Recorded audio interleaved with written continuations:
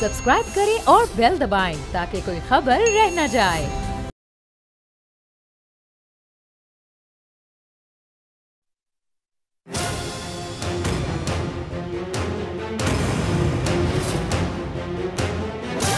From the Islamabad studios of Bol Network, it's time for Jameel Farooqi on National Debate.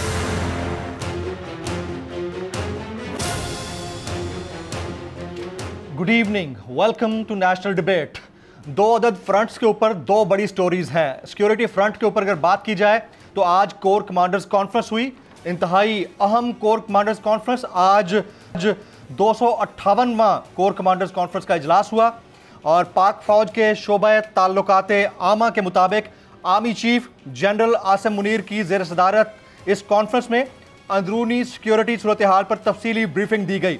फौज की operational तैयारियों और तरबियती पहलुओं पर भी गुफ्तगू की गई। फोरम ने करार दिया कि कलअदम टीटीपी और दीगर दहशतगर्द ग्रुपों से मुल्क की सलामती को खतरा है।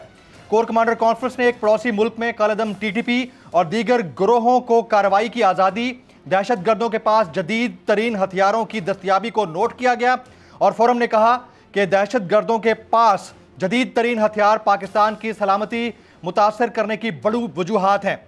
इस मौके पर आर्मी चीफ का कहना था कि मारूजी तरबियत हमारी पेशावराना महारत का खासा है और कौमी सलामती को लाहक किसी भी खतरे से बचाव के लिए हमेशा तैयार रहना चाहिए। ये तो सिक्योरिटी फ्रंट है, बिलउमूम इसको आप डिप्लोमेटिक फ्रंट कह सकते हैं। इसके ऊपर इंतहाई अहम डेवलपमेंट है। जबकि पॉलिटिकल फ्रंट के ऊपर आज एक नई जमात इमर्ज हुई है। इसके साथ पार्लियामेंटेरियंस लगा दिया गया है, पाकिस्तान तहरीक इंसाफ पार्लियामेंटेरियंस, और परवेज़ खटक साहब इसकी सरबराही कर रहे हैं। जिस वक्त ये जमात मार्ज वजूद में आई उस वक्त तकरीबन 50 से ज़ायद मेंबरान अपने आप को पीटीआई पार्लियामेंटेरियंस का हिस्सा गर्दान रहे थे। लेकिन जैसे जैसे वक्त गुजर रहा है, हर गुजरते लम्हे के साथ लोग इससे लाताल्लुकी का इजहार कर रहे हैं। अब आने वाले चंद घंटों के अंदर क्या इसमें से निकलता है, यह बहुत बड़ा सवाल निशान होगा। लेकिन मुल्क के अंदर नई जमातें बनने का जो ट्रेंड है वो जोर पकड़ रहा है। कुछ जो पुरानी जमातें, यानी इस नई जमात के से कदरे जो पुरानी जमातें हैं, जैसे इस्तेहकाम पाकिस्तान पार्टी, उनसे वाबस्ता अफराद ये कह रहे हैं कि इंतखाबात मसाइल का हल नहीं है। आज इसहाक खाकवानी साहब का एक स्टेटमेंट सामने आया, उन्होंने दावा किया है कि आम इंतखाबात मसाइल का हल नहीं है। अब अगर आम इंतखाबात मसाइल का हल नहीं है तो मसाइल का हल क्या है? इंतखाबात की तरफ जाना नहीं है तो लोग इस तरह की बातें क्यों कर रहे हैं? उधर कराची के अंदर भी MQM ने दोबारा से नई मरदमशुमारी के मामले के ऊपर तहफ़्फ़ुज़ात का इजहार करते हुए कहा है कि पुराने वोट बैंक के जरिए इंतखाबात कराने की बात हो रही है, वो हम नहीं मानेंगे, आपको नया सेंसस कराना पड़ेगा। ये ओवरऑल जो सिचुएशन है पॉलिटिकल, वो लेकर किधर जा रही है पाकिस्तान के पॉलिटिक्स को, आज की नेशनल डिबेट में इसी पर बातचीत होगी। एजेंडा ऑन द नेशनल करने से पहले हम बात करेंगे ट्रेंडिंग टुनाइट की। ट्रेंडिंग टुनाइट आज का हमारा हैशटैग है #पॉलिटिकल क्राइसिस। #Political crisis. मुझे जमील फारूकी कहते हैं। आप मेरा प्रोग्राम नेशनल डिबेट बोल न्यूज़ पर मुलाजा करते हैं। आज के हमारे मोअज़्ज़ज़ मेहमान का मैं तारुफ करा देता हूँ। जनाब महमूद मौलवी साहब, आप साबिक रहनुमा हैं पाकिस्तान तहरीक इंसाफ के। कुछ लोग ये कहते हैं कि आप IPP से, यानी इस्तेहकाम पाकिस्तान पार्टी से वाबस्ता है, लेकिन आप ख़ुद ये बीच में काफ़ी दफ़ा कह चुके हैं कि ये वाबस्तगी उनकी उनसे नहीं है, एक ताल्लुक़ ज़रूर है। आज के हमारे दूसरे मोअज़्ज़ज़ मेहमान जनाब कैसर अहमद शेख साहब, आप मुआवन ख़ुसूसी बराए वज़ीर आज़म पाकिस्तान, आप हमें स्काइप लिंक के ज़रिए ज्वाइन कर रहे हैं, आपका बहुत बहुत शुक्रिया। हमारे तीसरे मोअज़्ज़ज़ मेहमान जनाब नवीद हयात मलिक साहब, सदर Islamabad high court bar association, आप स्टूडियो तशरीफ़ लाए, आपका बहुत बहुत शुक्रिया। आज के हमारे चौथे मोअज़्ज़ज़ मेहमान जनाब अहमद बिलाल महबूब साहब, आप पिलडाट के सरबराह हैं और पाकिस्तान के अंदर जितने भी सर्वेज होते हैं उनके हवाले से बड़ी डिटेल्ड रिपोर्ट आपके ज़रिए हम तक पहुँचती है। इससे पहले कि मैं पहला सवाल महमूद मौलवी साहब से पूछूं, अभी कुछ देर पहले तक हमारे पास ये इन्फॉर्मेशन थी कि फलक नाज चित्राली साहिबा वो भी तहरीक इंसाफ पार्लियामेंटेरियंस का हिस्सा बन चुके हैं। लेकिन जब मैंने टेलीफोन पर उनसे गुफ्तगू की तो उन्होंने कहा है कि नहीं, उन्होंने तो ऐसी कोई पार्टी ज्वाइन नहीं की है और उनसे मुताल्लिक बातें अफवाह हैं। तो अब तक तकरीबन 10 से 11 लोग हैं जो इस बात से इनकारी हैं कि वो तहरीक इंसाफ पार्लियामेंटेरियंस का हिस्सा हैं या नहीं है। तो पहला सवाल महमूद मौलवी साहब, ये फरमाइएगा कि एक नई पार्टी बन गई है, आप इसको कैसा देखते हैं? और दूसरा, आपका ताल्लुक अभी है इस्तेहकाम पाकिस्तान पार्टी से नहीं है सर?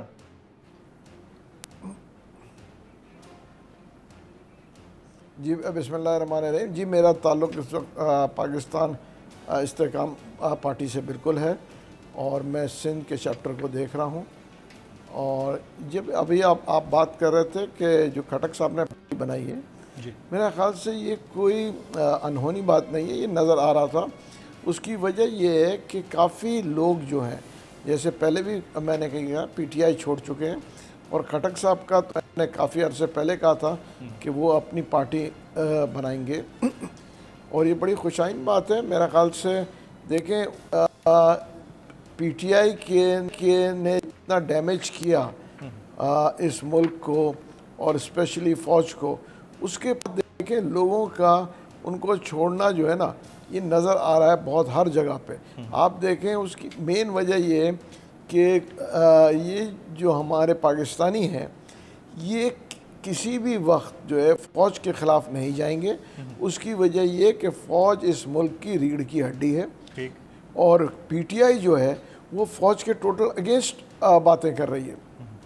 उनका सारा स्टेटमेंट्स, उनका व्यूज़, उनके जितने इक़दामात हैं वो जो है फ़ौज के अगेंस्ट है और फ़ौज के अगेंस्ट हम में से कोई भी जाना नहीं चाहेगा। उसकी अभी आपने पहले कहा कि देखें काफ़ी चीज़ें जो है दुश्मन हमारे बॉर्डर पे खड़ा हुआ है, वो जो है नुमाइश कर रहा है, और अगर आज भी हम फ़ौज के अगेंस्ट जाएंगे तो हम इस मुल्क से दुश्मनी करेंगे। तो मैं ये कहूँगा कि केपीके में जहाँ पे पीटीआई का काफ़ी बड़ा होल्ड था, अभी आप देखेंगे काफ़ी मेजर इसको डेंट पड़ेगा खटक साहब की वजह से। महमूद मौलवी साहब, बड़ा अच्छा किया आपने क्लियर कर दिया। आप सिंध चैप्टर को देख रहे हैं इस्तेहकाम पाकिस्तान पार्टी के। इस्तेहकाम पाकिस्तान पार्टी के ही इसहाक खाकवानी साहब ने यह दावा किया है कि आम इंतखाबात मसाइल का हल नहीं है। आप प्रो कॉन्स्टिट्यूशन तो सारे ही हैं, तो फिर कॉन्स्टिट्यूशन तो कहता है कि 60 या 90 दिन के अंदर अंदर इंतखाबात होने चाहिए टेन्योर पूरे होने के बाद, या टेन्योर से कुछ दिन पहले अगर असम्बली तहलील हो जाए। आप लोग क्यों हक में नहीं हैं इंतखाबात के?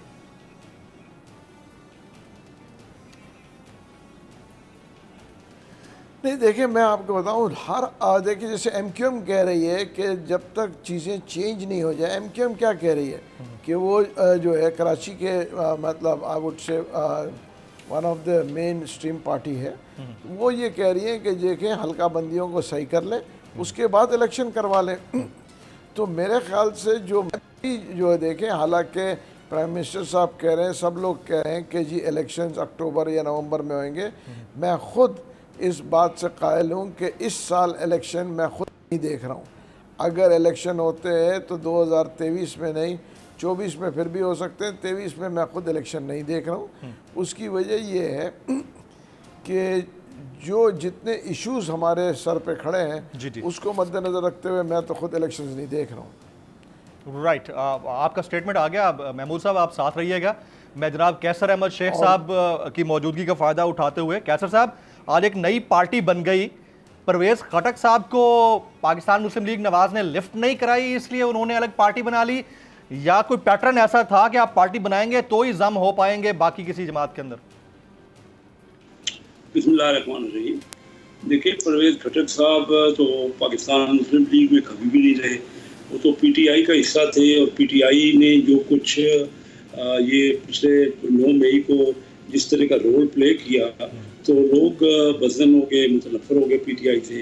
और केपीके एक बड़ा स्ट्रॉन्ग होल्ड था केपीके का, और परवेज़ खटक एक बहुत ही अहम वहाँ पे सियासी लीडर है। तो वो नई पार्टी बनी है और वो पीटीआई के तो हिस्से बखरे होने हैं, क्योंकि पीटीआई में जो जोन था कि वो 2/3 मेजॉरिटी या 3/4 मेजॉरिटी ले लेंगे, तो उनको समझ आ जाएगी कि उनके साथ तो उनके अपने फाउंडर मेंबर भी नहीं रहे, तो वो उनका अभी भी ये ख्याल है कि वो वोटर उनके साथ है। मैं समझता, मैं अभी भी हल्के में हूँ इस वक्त, और मैं अपने हल्के में दिन रात चनियोट में फिरता हूँ और लोगों से इंटरेक्शन करता हूँ। मुझे तो समझ नहीं आ रही कि मैं पूरे जिले चनियोट की बात कर रहा हूँ कि पीटीआई के साथ कौन है, क्योंकि अगर अपनी ही अफवाज के खिलाफ आपने स्टेटमेंट देने हैं, लोगों को उस तरफ आपने माइल करना है, तो ये तो अपने मुल्क को कमज़ोर करने की बात है ना। इसमें तो सियासत नहीं है, ये सियासत तो इंडिया की हो सकती है, ये सियासत इसराइल की हो सकती है, या और किसी मुल्क की हो सकती है जिसको पाकिस्तान की जो पाकिस्तान का जो देख रहे हैं कि पाकिस्तान को नुकसान पहुंचे। तो ये हमारी सियासत कभी भी नहीं हो सकती। और पंजाब की पर्टिकुलर मैं आपको बताऊं, कभी पंजाब का ये मिजाज ही नहीं रहा कि पंजाब इस्टेब्लिशमेंट के खिलाफ जाए। और इस्टेब्लिशमेंट जो है ना, कुछ सिर्फ पाकिस्तान में नहीं, दुनिया के हर मुल्क में बहुत अहम होती है। आप पेंटागन देख लीजिए कि अमेरिका में पेंटागन का कितना बड़ा रोल है। और आप ये देख लीजिए ना कि ये अभी कैपिटल हिल पे जो हमला हुआ है ट्रम्प के जो ट्रम्प के जो इलेक्शन के दौर में, तो उनके लोगों ने हमला कर दिया और उनके साथ जो वो कर रहे हैं, जो एक्शन ले रहे हैं, तो उसमें तो कोई इतराज नहीं कर रहा। वो सारे जमहूरियत का हिस्सा है। और हमारे अगर अपने मुल्क के ऊपर चढ़ दौड़े हैं, हमारी अपने ही कोर कमांडर हाउस में और कायदे आज़म हाउस में और बाकी जो हमारी तनसीबात हैं फौज की, उसमें अगर चढ़ दौड़े हैं, तो वो कौन कैसे कोई अप्रिशिएट कर सकते हैं। लाजमी तौर पर मैं आपको बताऊं, रिसेंटली हमारे मशरकी बॉर्डर पे और मगरबी बॉर्डर पे बहुत ज़्यादा मुश्किलात हैं। और दिन ब दिन हमारा जो बजट है फौज का, वो कम हो रहा है। आज से 5-6 साल पहले हमारा डिफेंस बजट, मैं आपको फिगर्स दे रहा हूँ, $10 अरब था, इंडिया का $40 अरब था। आज हमारा घट के $6.5 अरब हो गया और इंडिया का बढ़ के $81 बिलियन हो गया। अब 6.5 और 81 बिलियन का 13 गुना का फर्क है, जो 4 गुना का फर्क था आज से 5-6 साल पहले। तो आप अंदाजा कीजिए कि हम कहाँ तक पहुँचा रहे हैं अपनी। और अफवाज ही हमारे सारे शहीद हो रहे हैं, वही कुर्बानियाँ दे रहे हैं, और उनके खिलाफ हम सोशल मीडिया में बाकायदा तनकीद कर रहे हैं। तो इस तरह तो मुल्क नहीं चला करते। हाईली कंडेमेबल सर, वो बात तो अपनी जगह पर है, लेकिन ये बताइए कि आप लोग इंतखाबात या इंटरम सेटअप के हवाले से मुशावरत किसी मंतकी अंजाम तक पहुँची है या नहीं पहुँची है? कहीं ऐसा तो नहीं है कि आप भी उसी लाइन में खड़े हों कल को कि 90 दिन के अंदर या 60 दिन के अंदर इंतखाबात नहीं हो रहे हैं और फिर एहतजाज आपकी जानिब से हो रहा हो? अभी आपने महमूद मौलवी साहब की बात सुन ली थी, उन्होंने कहा कि 2023 में तो मैं भी नहीं देख रहा इंतखाबात। नहीं, ठीक है, महमूद मौलवी साहब का अपना ख्याल है, मैं तो देख रहा हूँ कि इलेक्शन जो है 12 या 14 अगस्त को हमारी हुकूमत से जो है उसका इख्तिताम हो रहा है। और 60 या 90 दिन जिस तरह की सूरत हाल होगी, जो आईनी तकादा है, उसके अंदर मैं तो बिल्कुल इलेक्शन देख रहा हूँ। और अगर इलेक्शन हम लेट करेंगे, मैं आपको ये भी बता दूं कि बहुत सी और कॉम्प्लिकेशन हो जाएंगे। इस वक्त इलेक्शन होना वेरी राइट। अच्छा कैसर भाई साथ रहिएगा, मैं आपके पास दोबारा आता हूँ, टाइम बहुत है हमारे पास। अहमद बिलाल महबूब साहब सरबराह पिलडाट हमारे साथ इस वक्त मौजूद हैं। अहमद बिलाल महबूब साहब, बहुत शुक्रिया आपके वक्त के लिए। अभी डिबेट यही चल रही थी कि पॉपुलैरिटी ग्राफ डाउन हुआ है पीटीआई का, इसी वजह से नई पार्टियां बन रही हैं। ज़रा इसके ऊपर आपसे एक फेयर कमेंट चाहूँगा, आपकी नज़र में ऐसा है या नहीं है? बहुत शुक्रिया। देखिए, पीटीआई की जो मकबूलियत का सबसे बड़ा सोर्स है वो तो इमरान खान साहब खुद हैं, और उनका ज़ाती वोट बैंक है, उनकी ज़ाती सपोर्ट है, इसमें कोई शक नहीं है। लेकिन जाहिर है जब एक पार्टी इलेक्शन लड़ती है तो उसके साथ जो बहुत सी नशिस्तों के ऊपर लड़ने वाले लोग हैं वो भी बहुत मैटर करते हैं। उनके बगैर एक शख्सियत की पॉपुलैरिटी ट्रांसलेट नहीं होती इलेक्शन विक्ट्री के अंदर। तो अब ये इतनी बड़ी तादाद में लोग अगर उन्हें छोड़ के जा रहे हैं और वो उनके खिलाफ कैंपेन कर रहे हैं, तो मेरा इम्प्रेशन ये है कि पीटीआई की मकबूलियत में डेंट पड़ा होगा, उसमें कमी आई होगी। लेकिन उसका जाहिर है कि आखिरी लिटमस टेस्ट तो यही होगा जब इलेक्शन होंगे और पता चलेगा। लेकिन मुझे लगता ये है कि पीटीआई को कैंपेन चलाने में भी दुश्वारी का सामना होगा। इमरान खान साहब भी शायद कैंपेन करने के लिए दस्तयाब हों या ना हों, वो खुद कह चुके हैं कि वो एंटिसिपेट कर रहे हैं कि गिरफ्तार हो जाएंगे। तो पार्टी किस तरह से कैंपेन चला पाएगी और क्या उसका वोटर डिमोरलाइज हो जाएगा या वो निकलेगा या वो यूँ समझे कि वह समझ लेगा कि पार्टी जीत नहीं सकती तो वो भी घर बैठ जाएगा। ये सारे इम्कानात हैं। इसकी बुनियाद पर मैं समझता हूँ कि पीटीआई के लिए बड़ा चैलेंजिंग टाइम होगा ये आने वाला इलेक्शन। ठीक, अब ज़रा पब्लिक परसेप्शन जान लेते हैं आपसे। अभी हमारे मौजूद दोस्त सारे ये कह रहे हैं, उनमें से कुछ ऐसे हैं जो कहते हैं कि इंतखाबात ना हो तो कोई फ़र्क नहीं पड़ता, 2023 में हम इंतखाबात नहीं देख रहे। हुकूमत कहती है कि इंतखाबात वक्त के ऊपर होंगे। पब्लिक परसेप्शन क्या है, लोग क्या चाहते हैं, उनको इंटरेस्ट है भी इंतखाबात में या नहीं है? नहीं, ये तो लोग तो अपने मसाइल का हल चाहते हैं ना जी, और मसाइल के हल के लिए एक स्टेबल लॉन्ग टर्म हुकूमत की ज़रूरत होती है जो को बोल्ड डिसीजन ले सके। अब हमारे यहाँ जो हुकूमत थी, अगरचे उन्होंने बहुत हिम्मत दिखाई और बहुत से मुश्किल फैसले किए, अपना पॉलिटिकल कैपिटल दाव पे लगाया, लेकिन जाहिर है कि 5 साल की लॉन्ग टर्म जो डिसीजन मेकिंग है वो तो ये हुकूमत नहीं कर सकती थी। वो एक ऐसी इलेक्टेड गवर्नमेंट कर सकती है जो मुंतखब होके आए और पहले 1-2 साल में कुछ मुश्किल फैसले करे, फिर अगले 2-3 साल में चीज़ों को स्टेबलाइज करे। तो उसके लिए इलेक्शन तो इंतहाई ज़रूरी है। और इलेक्शन मैं मुत्तफिक हूँ, गालिबन कैसर शेख साहब ये गुफ्तगू कर रहे थे या जो भी थे, जी कैसर शेख साहब थे, मेरा उनको सलाम भी पहुंचे, तो वो सही कह रहे थे कि अगर इलेक्शन नहीं करवाएंगे तो हम बहुत कॉम्प्लिकेशन में चले जाएंगे और हमारे पास कोई फिर बंद गली से निकलने का रास्ता नहीं होगा। तो इलेक्शन होने चाहिए, 60 दिन में हो 90 दिन में हो, ये कोई बहुत बड़ा सवाल नहीं है। वो तो वज़ीर आज़म की सवाबदीद है कि वो जिस वक्त असम्बली को अगर डिसॉल्व कर देंगे तो 90 दिन में होंगे, उसकी मुद्दत पूरी होने देंगे तो 60 दिन में होंगे, लेकिन ये कोई बहुत बड़ा सवाल नहीं है। लेकिन इलेक्शन होने चाहिए और हत्तल विसा उसको जितना फ्री एंड फेयर हो सके होने चाहिए, ताकि एक ऐसी हुकूमत वजूद में आए जो अगले 5 साल फिर गवर्नमेंट पाकिस्तान की इकोनॉमिक स्टेबिलिटी के लिए काम कर सके। Very right. अहमद बिलाल महबूब साहब, बाकी मौजूद मेहमान साथ रहिएगा। मैं नवीद हयात मलिक साहब, अगर कोई पार्लियामेंटेरियन या पॉलिटिकल पार्टी का रहनुमा ये कहे कि आम इंतखाबात मसाइल का हल नहीं है, और वो भी इंतखाबात से तकरीबन 4 महीने कह लें 5 महीने पहले, तो उसको कॉन्स्टिट्यूशनली और लीगली कैसे देखा जाना चाहिए? देखें, सबसे पहले तो आपका बहुत शुक्रिया इनवाइट करने का, थैंक यू सो मच। देखें, ये जो इस वक्त मुल्क की सूरत हाल है, मैं नहीं समझता हूँ कि इस तरह के स्टेटमेंट्स जो हैं वो किसी तौर पे भी फ़ायदेमंद हो सकती हैं। जैसे सर ने कहा कि इस वक्त लोग अपने मसाइल का हल देखते हैं, लोग बहुत मुश्किलात में हैं जी, लोग बहुत मुश्किलात में हैं।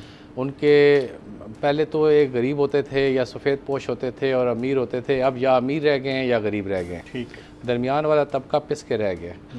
तो वो स्टेबल गवर्नमेंट आएगी, इलेक्शन होंगे, गवर्नमेंट आएगी 5 साल के लिए मुकर्रर होगी, तो वो लॉन्ग टर्म पॉलिसी भी बनाएगी, इसी तरीके से वो लोगों के मसाइल का हल भी ढूंढेगी। ये जो इंटरम सेटअप होता है या ये जो इस वक्त सिलसिला चल रहा है, इस दौरान तो कोई लॉन्ग टर्म फैसले नहीं किए जा सकते, और इस दौरान को इस तरह की स्टेटमेंट देना मैं नहीं समझता हूँ कि कोई मुनासिब है। इंतखाबात ही वाहिद हल हैं मुल्क को स्टेबिलिटी की तरफ ले जाने के लिए और लोगों के मसाइल के हल करने के लिए। इस तरह की डिमांड या सजेशन को हम अनकॉन्स्टिट्यूशनल डिमांड या सजेशन कह सकते हैं। मैं आपके पास दोबारा जी ब्रेक ले लेता हूँ, पहले ब्रेक लेता हूँ। फ़ातिमा नुज़रात, एक ब्रेक लेते हैं। ब्रेक के बाद जब वापस आएंगे तो तमाम मौजूद मेहमान हमारे साथ जुड़े हुए हैं। इस डिबेट के अंदर कुछ और मज़ीद अहम सवालात कि कोई भी कॉन्स्टिट्यूशनल काम अनकॉन्स्टिट्यूशनल कवर के अंदर या अनकॉन्स्टिट्यूशनल काम कॉन्स्टिट्यूशनल कवर के अंदर हो जाता है और हम चुप रहते हैं। और ये चीज़ हमने देखी KP और पंजाब असम्बली डिज़ोल्व होने के बाद, और आज तक इंटरम गवर्नमेंट्स वहाँ पर काम कर रही हैं। तो क्या आने वाले दिनों में वो तमाम जमातें जो हुकूमत में हैं और असम्बली तहलील करके बाहर होंगी या टेन्योर पूरा होने के बाद बाहर होंगी, वो रो रही होंगी कि 90 दिन या 60 दिन के अंदर इंतखाबात करा दें? और अगर ऐसा होगा तो उस वक्त का सिनेरियो क्या डेवलप हो रहा होगा? बात होगी एक ब्रेक के बाद, साथ रहिएगा।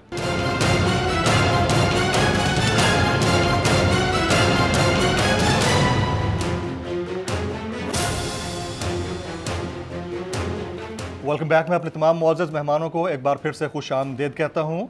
नवीद हयात मलिक साहब से मैंने सवाल किया था ब्रेक से पहले। नवीद साहब, कोई भी पॉलिटिशियन एक ऐसे मुल्क के अंदर जहाँ पर कॉन्स्टिट्यूशन मौजूद है वहाँ पर अनकॉन्स्टिट्यूशनल डिमांड करता है, तो उसको हम कह सकते हैं कि ये अनकॉन्स्टिट्यूशनल डिमांड है? जी बिल्कुल। अगर आइन आपका कहता है कि आपके इंतखाबात जो हैं, अगर असम्बली अपनी मुद्दत पूरी करते हैं तो 60 डेज़ में, और अगर आपकी उससे सूनर डिज़ोल्व कर दी जाती है असम्बली तो फिर 90 डेज़ में आपके इंतखाबात होने हैं, और ये आइन कहता है। और अगर कोई कहे कि नहीं जी इंतखाबात होने या ना होने से कोई फ़र्क नहीं पड़ता, तो ज़ाहिरी बात है ये गैर आइनी बात है, गैर आइनी बात है, और ऐसी बातों से गुरेज करना चाहिए, ऐसी बातों से गुरेज करना चाहिए। और यकीनन ख़ास तौर पर जो पॉलिटिकल फिगर्स हैं जी सर, उनको तो बहरहाल ये उनकी अपनी स्टेटमेंट है, उनका ओपिनियन, जो right to choice, right to choose, वो जो है ना उसको हम नहीं कर सकते। अच्छा जी, कैसर अहमद शेख साहब, सर कहीं ऐसा पॉइंट तो नहीं आ जाएगा, आप अपनी बात कर रहे थे कि 90 दिन या 60 दिन के बाद आप उसी कटहरे में हों जिस कटहरे में गुज़िश्ता कई दिन से PTI मौजूद रही है, या KP और पंजाब में इंतखाबात करा लो, पता चला कि PDM या हुकूमती इत्तेहादी एक आध पार्टी नहीं है आपके साथ, वो फिर 60 या 90 दिन के बाद रो रही है और क्या है कि इंतखाबात क्यों नहीं हो रहे वक्त पे? ये देखिए, पिछले 15 साल से हमारे यहाँ मुसलसल डेमोक्रेटिक प्रोसेस चल रहा है, बिल्कुल कहीं कोई डिले नहीं हुआ और ये कंटिन्यू रहना है। मैं नहीं समझता कि इसमें ऐसा पॉइंट आएगा, क्योंकि तमाम पार्टियां इस मामले में मुतफिक हैं। इस वक्त भी आप देख रहे हैं कि इत्तेहाद है 13 पार्टियों का और तमाम पार्टियों का एक ही स्टैंड है, कोई भी दूसरा स्टैंड नहीं लिया जा रहा। और अगर फर्ज कीजिए कोई ऐसी कोई बात होती है तो ये सारी पार्टियां मुतहद होकर उस बात की मुखालफत करेंगी और ये फिर कोई भी हुकूमत सस्टेन नहीं कर सकेगी, क्योंकि जो इंटरिम हुकूमत अगर लंबे अरसे में होगी तो वो अवाम की मुंतखब तो नहीं होगी, तो अवाम का मैंडेट लेना उसमें ज़रूरी है। अवाम भी तो इसमें खुश नहीं होंगे, तो ये कोई मामूली बात नहीं और कोई आसान काम नहीं है उसको फिर सस्टेन करना। ये हुआ पिछले आज से 20-25 साल पहले हमारे यहाँ एक्स्ट्रा जुडिशियल, एक्स्ट्रा मार्शल और ये एक्स्ट्रा कॉन्स्टिट्यूशनल मामला करते रहे, लेकिन ये अब मैं समझता हूँ उस दौर से निकल चुके हैं। ये वो वक्त नहीं है, क्योंकि इस वक्त तो पब्लिक जो है ना वो जो अपने मसाइल हैं उसके, वो इन मसाइल का हल चाहते हैं और वो चाहते हैं कि फ्री एंड फेयर इलेक्शन हो, उनके पसंदीदा लोग असम्बलियों में जाएं और उनके मसाइल का हल निकालें, क्योंकि अभी लोग परेशान हैं। और आप देख रहे हैं कि जो मुख्तलिफ पार्टियां बन रही हैं ये भी इस बात की गमादी कर रहे हैं कि अपने अपने जो लोग अपनी उन पार्टियों से नाराज हैं वो दूसरी पार्टियों में जा रहे हैं और नई पार्टियां बना रहे हैं। तो ये तो बड़ा क्लियर बात है कि मैं नहीं समझता कि हम उस नए सर लोग भी परेशान हैं, इकोनॉमिस्ट भी परेशान है। चलें ये तो पॉलिटिकल बैटलफील्ड है ना, इकोनॉमिस्ट यूं परेशान है कि उनको नहीं समझ आ रहा, एक दिन डॉलर 1.5 रुपये बढ़ता है, अगले दिन 1.5 रुपये नीचे होता है। यानी इतनी बड़ी अमाउंट IMF से मिलने के बाद, इसके अलावा हमसाया ममालिक की मदद के बावजूद इतलात ये हैं कि हुकूमत एक्सपोर्टर्स से ब्लैकमेल होकर नहीं गिरा पा रही डॉलर के जो वैल्यू। तो पहले तो इसको आप इसकी तस्दीक कर दीजिएगा कि ऐसी ही है बात, और अगर नहीं हो पा रहा तो क्यों नहीं हो पा रहा? क्योंकि परसेप्शन तो ये थी कि 250 तक आ जाएगा बाय एनी मीन्स। ये मैं आपको बताता हूँ क्योंकि मेरा यही बिजनेस साइड से मेरा तल्लुक है। जी जी। देखिए 1.5 रुपये नीचे ऊपर होना मतलब 0.5% है, और ये हमारा एक करेंसी डॉलर नहीं है। अगर हमारे डॉलर से हम नीचे हो रहे हैं तो किसी करेंसी से ऊपर हो रहे हैं। दुनिया में तमाम करेंसियाँ आप रोजाना का रेट निकाल लीजिए, पाउंड और डॉलर भी रोजाना 0.5%, 0.25% नीचे ऊपर होता है।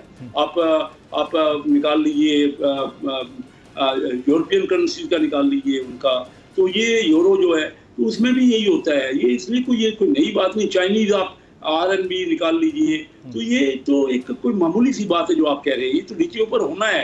हमारी करेंसी फ्री है और बड़ा स्ट्रॉन्ग है। पिछले 3-4 महीने से हमारी करेंसी अब जो है ना एक स्टेबिलिटी हो गई है। हमारी रेमिटेंस बढ़ेगी, हमारे यहाँ डायरेक्ट फॉरेन इन्वेस्टमेंट आएगी, हमारी एक्सपोर्ट बढ़ेगी, हमारी IT की एक्सपोर्ट। ये जो बजट आया है ना जी, जिसने बड़े इंसेंटिव्स दिए हैं इन तमाम सेक्टर्स को, एक्सपोर्ट लेड ग्रोथ को, SMEs की जो लोन्स है उनको, तो ये इंजन ऑफ ग्रोथ है SMEs। हमारे मुल्क में बहुत पोटेंशियल है। देखिए हमारे नेबर कंट्रीज 2 मुल्क हैं, चाइना और इंडिया। दुनिया की अगले सालों में 50% ग्रोथ इन 2 मुल्कों में आ रही है, और बाकी सारे 178 मुल्कों में मिला के उतनी ग्रोथ है आधी जो इन 2 मुल्कों में ग्रोथ। और ये दोनों हमारे पड़ोसी मुल्क हैं। हमें इनसे ट्रेड करके हमने अपनी ट्रेड को रोका हुआ था, हमने रिस्ट्रिक्ट किया हुआ था ना। अफगानिस्तान में जंग हो रही थी, लड़ाई हो रही थी, ईरान में सैंक्शन थी, इंडिया के साथ हमने ट्रेड बंद की हुई है। हम तो सारे अपने बॉर्डर्स को हमने रोका हुआ था। अब आपने बॉर्डर ट्रेड भी खोल दिए है। अभी आपने अपनी करेंसी को भी, और ये जो IMF का जो कॉन्फिडेंस आया है ना जी, ये कोई मामूली बात नहीं है। आप देख रहे हैं कि 12-13% स्टॉक एक्सचेंज पिछले 10-12 दिन में बढ़ गया। आपका $20 अरब होता था तो 24-25 अरब हमारी कैपिटलाइजेशन होगी। मामूली बातें नहीं है। ये तो आप 1.5% की बात कर रहे हैं, मैं 25% कह रहा हूँ कि आपकी कैपिटलाइजेशन स्टॉक की पिछले 10-15 दिन 2 हफ्तों में बढ़ गई है। ये चीजें होनी है, और हमारा अब जो है ना इकानमी हमारी बेहतर साइड पे जा रही है। लोगों को कॉन्फिडेंस है। और देखिए आप बिजनेस कम्युनिटी भी आगे बढ़ के एक्सपोर्ट करेगी और मामला ठीक है। आप इस चीज को रिजेक्ट करते हैं कि एक्सपोर्टर से आप लोग ब्लैकमेल नहीं हो रहे हैं? नहीं, रेट चल रहा है। आज भी मैंने चेक किया, स्टेट बैंक र्यूमर्स थी कि शायद कोई डॉलर जो है कोई ऑक्शन हो रहा है या कर देंगे बैंक। मैंने खुद स्टेट बैंक के डिप्टी गवर्नर से बात की और वहाँ उसने इसको क्लैरिफाई किया। उनका ऐसा कोई हमारा इरादा नहीं है। हम इसको फ्री फ्लोट पे रखना चाहते हैं, ओपन मार्केट में जिस तरह की IMF की डिमांड ठीक, वही वेरी रखना राइट, वेरी राइट। साथ रहिएगा सर। मैं जरा महमूद मौलवी साहब, अभी हमारे एक मोअज़्ज़ज़ लॉयर सदर Islamabad high court bar association Naveed Hayat Malik sahab से सवाल मैंने पूछा था कि कोई भी पॉलिटिकल फिगर, चाहे उसका ताल्लुक किसी भी पार्टी से हो, अगर वो इंतखाबात से चंद दिन पहले आम इंतखाबात के ऊपर कमेंट करता है कि मसाइल का हल नहीं है, तो ये चीज़ वो कह रहे हैं कि ये अनकॉन्स्टिट्यूशनल होगी। तो सर आप तो एक पॉलिटिकल पार्टी हैं, अनकॉन्स्टिट्यूशनल डिमांड कर रहे हैं।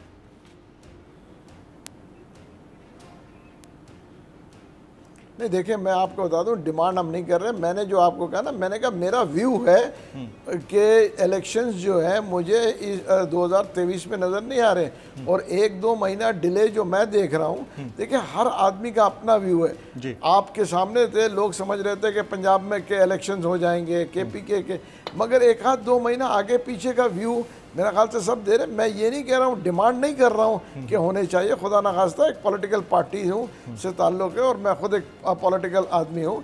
मैं तो चाहूँगा इलेक्शन हो, मगर मेरा व्यू ये है कि मैं इलेक्शंस जो हैं 2023 में नहीं देख रहा हूँ।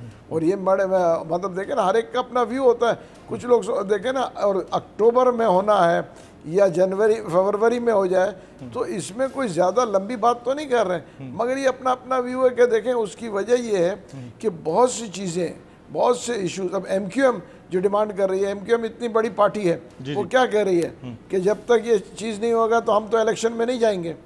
आपने तो वो आप उसके देखें, अरे वो तो कह रहे हैं कि हम इलेक्शन में नहीं जाएंगे, तो हम तो व्यू दे रहा हूँ मैं सर। वो इसमें बड़ा फर्क नहीं, आपका viewpoint we respect it, आपके व्यू पॉइंट की एक ऑनर है सर, तजुर्बा है इकोनॉमी के ऊपर, हम उसका एहतराम करते हैं, आपका व्यू पॉइंट अपनी जगह पर, लेकिन उसकी कोई बेस तो होगी ना। आपको कोई अपना व्यू पॉइंट इस्टेब्लिश करने में आपको उसने कोई पॉइंट तो मिला होगा जिसके ऊपर आपको लग रहा होगा कि इंतखाबात 2023 में नहीं होंगे। ज़ाहिर आपकी पार्टी लेवल पे भी डिस्कस हो रहा है ना, इसाक काकवानी साहब IPP के हैं, वो भी यही कह रहे हैं कि नहीं होंगे।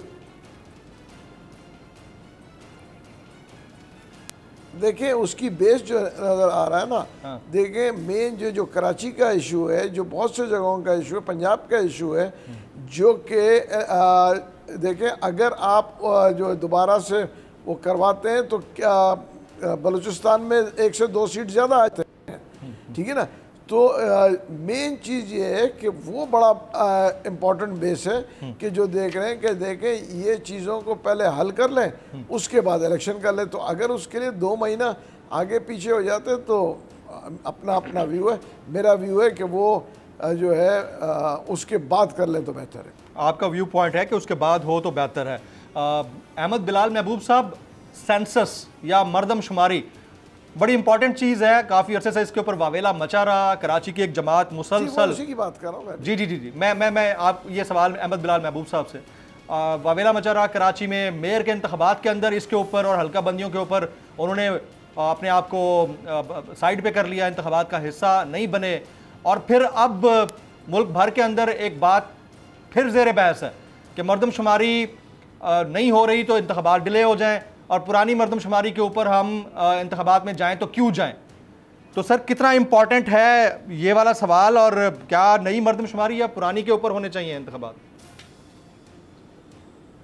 मुत्तहिदा कौमी मूवमेंट की ये जो पोजीशन है, मैं इससे बहुत सिंपैथेटिक हूँ सर, क्योंकि उन्होंने बहुत मुहिम चलाई 2017 के मरदमशुमारी के ऊपर। उन्होंने कहा कि कराची की आबादी ठीक नहीं गिनी गई, उसमें बहुत सी जो डेफिशिएंसीज थी उन्होंने पॉइंट आउट की, और बिलाखिर उन्होंने अपनी इत्तेहादी जमात जो उस वक्त PTI की थी उसको मजबूर किया कि वो बजाय 10 साल इंतज़ार करने के 5 साल में नई मरदमशुमारी करवा लें। तो फिर ये मरदमशुमारी 2022 में होनी थी, वो 23 तक चली गई। तो ये बात तो उनका मुतालबा तो बजा है, लेकिन एक तो मसला ये है कि 2023 की मरदमशुमारी उसके ऊपर भी उसी किस्म के एतराज़ात MQM के भी और पीपल्स पार्टी के भी मौजूद हैं, उतने ही शदीद हैं, उससे ज़्यादा हैं जो 2017 में थे। लेकिन उससे भी बड़ा मसला ये है कि 2023 की मरदमशुमारी को रूबा अमल लाने के लिए, यानी उसको इस्तेमाल में लाने के लिए और उसके बुनियाद पे अपने डिमार्केशन ऑफ कॉन्स्टिट्यूएंसीज करने के लिए बहुत ज़रूरी है कि आप एक कॉन्स्टिट्यूशनल अमेंडमेंट भी करें। वो आर्टिकल 51(3) के अंदर जो सूबों में तकसीम है कौमी असम्बली की नशिस्तों की, उसको बदलना पड़ेगा ना। तो 51(3) पे जब तक कॉन्स्टिट्यूशनल अमेंडमेंट नहीं होगी आप उसको आगे डिमार्केशन नहीं कर सकते। तो अब इस वक्त तो कॉन्स्टिट्यूशनल अमेंडमेंट हो नहीं सकती क्योंकि आपके पास 2/3 की तादाद ही कौमी असम्बली में नहीं है। तो इसका मतलब ये है कि ये इस वक्त सिवाय इसके कि आप 2017 की हल्का बंदियों के ऊपर जाएं, इसके अलावा कोई चारा नहीं है। आपको इलेक्शन को पोस्टपोन भी कर दें 4 महीने 6 महीने तो भी ये मसला हल नहीं होगा क्योंकि उससे कॉन्स्टिट्यूशनल अमेंडमेंट तो होगी नहीं। ये मामला सिर्फ ये नहीं है कि आपने मर्दमशुमारी मुकम्मल कर ली, उसको नोटिफाई कर लिया, फिर 4-6 महीने में हल्का बंदियाँ कर ली। इन दोनों के दरमियान ये लाजमी एक हिस्सा है, कॉन्स्टिट्यूशनल हमारी रिक्वायरमेंट है कि हम उसके अंदर अमेंडमेंट करेंगे 51(3) में, वो हो नहीं सकती। तो इसलिए हमारे पास चारा कोई नहीं इस वक्त। राइट, तो इस बात को जवाब बनाकर इंतखाबात में डिले वाली बात जो की जा रही है वो आप कह रहे हैं कि प्रैक्टिकली पॉसिबल नहीं है, इतने कम अरसे में नहीं हो पाएगा, नहीं हो सकती। इस वजह से जवाब नहीं बनता इलेक्शन को डिले करने का। Very right. और उस सूरत में जबकि इलेक्शन कमीशन ऑफ पाकिस्तान ये कह चुका है कि ओल्ड सेंसस के ऊपर ही इंतखाबात होंगे 2023 के अंदर अगर हुए तो उसको मानना पड़ेगा पॉलिटिकल पार्टीज को। बिल्कुल, इसलिए कि हमारे कॉन्स्टिट्यूशन में लिखा हुआ है ना, आर्टिकल 51(3) को जब तक आप चेंज नहीं करेंगे आप आगे नहीं बढ़ेंगे, वो हो नहीं सकता। अब इसका हल तो किसी के पास नहीं है। तो बावजूद इसके कि मुझे बहुत हमदर्दी है जो कुछ MQM कह रही है, लेकिन उसका हल इस वक्त कोई नहीं है। किसी को नहीं मालूम था कि PTI असम्बली से इस्तीफा दे देगी और फिर तादाद ही बाकी नहीं रहेगी जिसको आप कॉन्स्टिट्यूशनल अमेंडमेंट के लिए इस्तेमाल कर सकें। तो अब क्या किया जा सकता है? Very right. नवीद हयात मलिक साहब, क्या इंटरम सेटअप जो है उसका लीगल प्रोसीजर क्या है उसके आने का, और उसके लिए कितना टाइम फ्रेम चाहिए होता है, किस किस को उसके ऊपर मशावरत करनी चाहिए, कानून क्या कहता है इसके ऊपर? देखें, आर्टिकल 58 जो है कॉन्स्टिट्यूशन का और आर्टिकल 112 उन दोनों के तहत अगर कौमी या सूबाई असम्बली जैसी भी सूरत हाल हो, अगर वो अपनी मुद्दत पूरी करती है तो फिर 60 डेज़ में, और अगर मुद्दत पूरी नहीं करती तो फिर 90 डेज़ में जो है वो इलेक्शन करवाने हैं।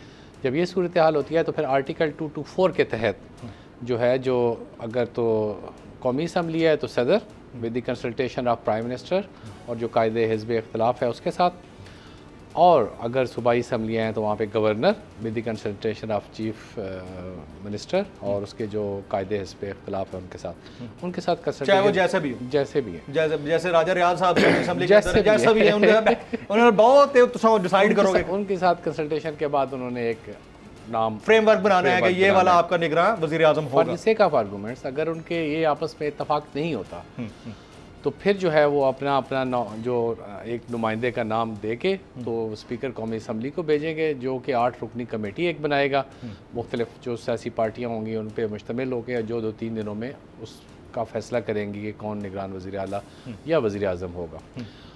अगर वो भी नहीं कंसेंसस होता तो फिर चीफ इलेक्शन कमिश्नर के पास जाएगा, फिर वो उनकी चॉइस होगी, वो जिसको चाहें इंटरम प्राइम मिनिस्टर बना सकते हैं। इसी तरह सूबों के हवाले से भी उनको इंटरम। अच्छा, अब इसमें क्या गुंजाइश है, हमारा कानून या आइन क्या कहता है, गुंजाइश है कि अगर इंटरम सेटअप को ये कह दिया जाए कि आपने सेंसस अगले 1 साल में कराना है, उसके बाद इलेक्शन होंगे, क्या ऐसी कोई कानूनी या आईनी गुंजाइश है? मेरा जो पर्सनल व्यू है वो तो ये है कि जो निगरान सेटअप होता है उसका मैंडेट होता है इलेक्शन कराना। और सर मैंडेट तो पंजाब में भी निगरान सेटअप का यही था, लेकिन वहाँ पर तो पता नहीं क्या क्या कुछ हो रहा है जी। उसका अगर उससे बढ़ के अगर वो आगे जाएगा तो वो फिर पहले जैसे चल रहा है। हाँ। आपने देखा कि KPK में और पंजाब असम्बली में 90 डेज़ में इलेक्शन होने थे, नहीं हुए, उसके बाद सुप्रीम कोर्ट का ऑर्डर आया तब भी नहीं हुए, और आज तक वही सेटअप कायम है। मैं ये समझता हूँ कि ये मुल्क के लिए बेहतर नहीं है। आगे जाके फिर कहीं पे भी ऐसी सूरत हाल होगी तो इस तरह की अगर दोबारा मसाइल पैदा होंगे, या तो इसको एक डिसाइड कर देना चाहिए था, आपस में बैठ के तय कर लेना चाहिए था वंस फॉर ऑल के इस दफ़ा ये है, नेक्स्ट ऐसे नहीं होगा। लेकिन इसको अगर इसी तरह आपने खुला छोड़ दिया तो फिर किसी को मौका मिल जाएगा आइंदा के लिए, अनआंसर्ड छोड़ दिया तो फिर हर किसी को मौका मिलेगा, जो जब दिल करेगा वो कहेगा नहीं कराना। होंगे 2023 में। अच्छा, वो पहले तो मैं ये पिछला सवाल आपका क्लियर कर दूँ। टाइम कम है, जल्दी। पॉइंट ऑफ व्यू हर बंदे का अपना हो सकता है। डिमांड करना जो है कि वो गैर आइनी हो सकती है, लेकिन व्यू कोई भी बंदा दे सकता है। ओपिनियन ठीक है, ओपिनियन कोई भी दे सकता है। अगर उनकी अपनी ओपिनियन है कि 2023 में नज़र नहीं आ रहा तो ये उनका व्यू है, वो दे सकते हैं। इसी तरह मेरा भी यही व्यू है कि मुझे 2023 में इलेक्शन नज़र नहीं आ रहे। आपका व्यू मैं मानता हूँ, लेकिन अगर कोई ये कहता है कि आम इंतखाबात मसाइल का हल नहीं है, ऐसे नहीं, it's a statement not a point of view. वो स्टेटमेंट गलत है, लेकिन ये है कि आप अपना व्यू दे सकते हैं कि क्या आप देख रहे हैं कि इलेक्शन होंगे। आपका व्यू पॉइंट भी यही है मुल्क की कि आपको होते हुए नजर नहीं आ रहा है। मुल्क की सूरत हाल के तहत तो वो अगर बेस पूछेंगे तो फिर बेस बहुत सारी है। उनसे आपने पूछ ली। तो बाबा कहता है कि इंतखाबात नहीं होने हैं, आपका बाबा कहता है कि इंतखाबात नहीं होने। जनाब नवीद हयात मलिक साहब का बहुत बहुत शुक्रिया। महमूद मौलवी साहब आपने वक्त निकाला, आपको बहुत शुक्रिया। अहमद बिलाल महबूब साहब हमारे साथ मौजूद थे, कैसर अहमद शेख साहब हमारे साथ मौजूद, आप सबका बहुत बहुत शुक्रिया। हमने सेनेटर फलक नाज चित्राली साहिबा से बात की ऑफ द रिकॉर्ड, तो उन्होंने कहा कि उनका ताल्लुक नहीं है PTI पार्लियामेंटेरियन से। तो अब तक कोई 10-12 नाम हैं जो कि विदड्रॉ कर चुके हैं, वो कहते हैं कि हम तो नहीं हैं, लेकिन नाम उनका मीडिया में आ रहा था। अब उनके पूछे बगैर आया, उनके पूछ के आया, ये सवालिया निशान रहेगा। कल तक हम दोपहर में या शाम में जब बात कर रहे होंगे तो हमें देखना होगा कि उसमें 57 के अंदर कितने ऐसे लोग हैं जो पार्टी का हिस्सा नहीं है। असल मसला जो है ना वो इंतखाबात का है, और इंतखाबात अगर 2023 में नहीं होते तो पब्लिक के मसाइल जैसे हैं वैसे रहेंगे, शायद इससे भी बढ़ जाएँ, क्योंकि हालात स्टेबिलिटी मांगते हैं, और स्टेबिलिटी अगर पॉलिटिकल नहीं होगी तो हम ऑलरेडी बहुत सारे मामला से नबरदार हो रहे हैं। नेशनल डिबेट से इतना ही। जमील फारूकी को इजाज़त दीजिएगा।